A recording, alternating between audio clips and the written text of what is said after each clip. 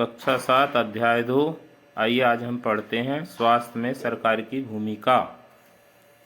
पहला चैप्टर स्वास्थ्य। आइए हम स्वास्थ्य के विषय में जानते हैं। स्वास्थ्य के बारे में हम अनेक प्रकार से सोच सकते हैं। स्वास्थ्य का अर्थ है हमारा बीमारियों और चोट से मुक्त रहना, लेकिन स्वास्थ्य केवल बीमारियों से संबंधित नहीं है। बीमारी के अलावा हमारे लिए उन कारणों पर भी विचार करना आवश्यक है जो हमारे स्वास्थ्य पर प्रभाव डालते हैं। उदाहरण के लिए, यदि लोगों को पीने के लिए स्वच्छ पानी और प्रदूषण मुक्त वातावरण मिले तो वे सामान्यतः स्वस्थ रहेंगे। दूसरी ओर, यदि लोगों को भरपेट भोजन न मिले अथवा उन्हें घुटन भरी अवस्था में रहना पड़ता है तो उनके बीमार पड़ने की संभावना भी अधिक होगी, अर्थात वह बार बार बीमार होते रहेंगे। भारत में स्वास्थ्य सेवाओं की सकारात्मक और नकारात्मक स्थिति के इस प्रकार से हैं। इनके विषय में हम जानते हैं।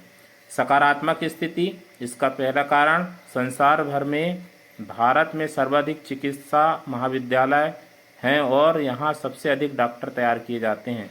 लगभग हर वर्ष 30,000 नए डॉक्टर योग्यता प्राप्त करते हैं।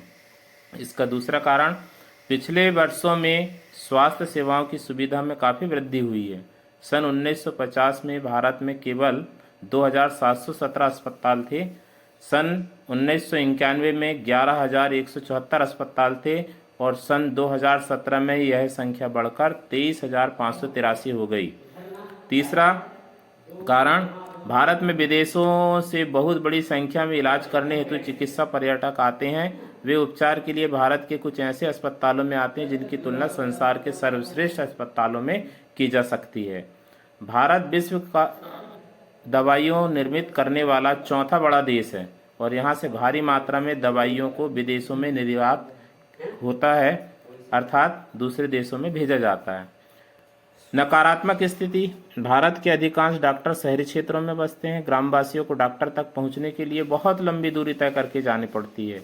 ग्रामीण क्षेत्रों में जनसंख्या के मुकाबले डॉक्टरों की संख्या बहुत कम मात्रा में है।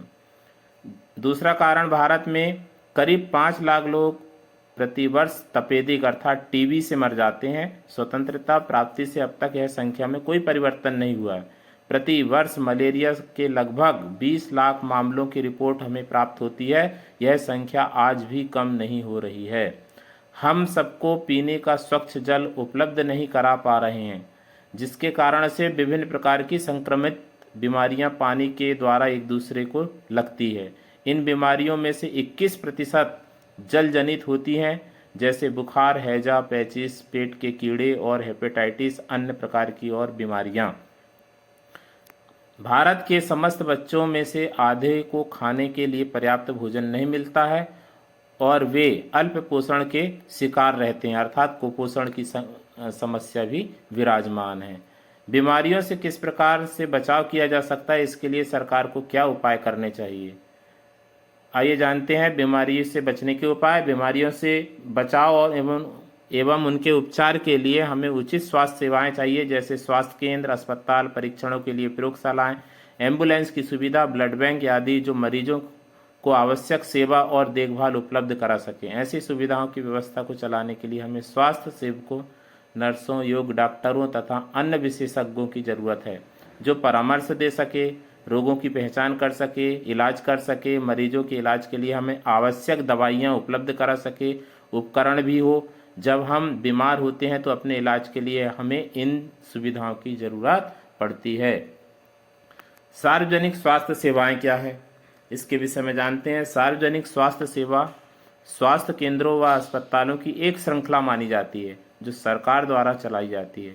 ये केंद्र व अस्पताल आपस में एक दूसरे से जुड़े हुए हैं, जिसे ये शहरी व ग्रामीण दोनों क्षेत्रों की सुविधाएं प्रदान करते हैं और सभी बीमारियों, साधारण से लेकर विशेष देखभाल की जरूरत वाली बीमारियां का इलाज प्रदान करते हैं।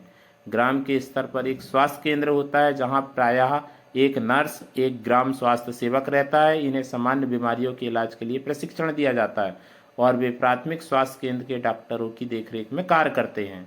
ग्रामीण क्षेत्र में ऐसा केंद्र कई गांवों की जरूरतों को पूरा करता है।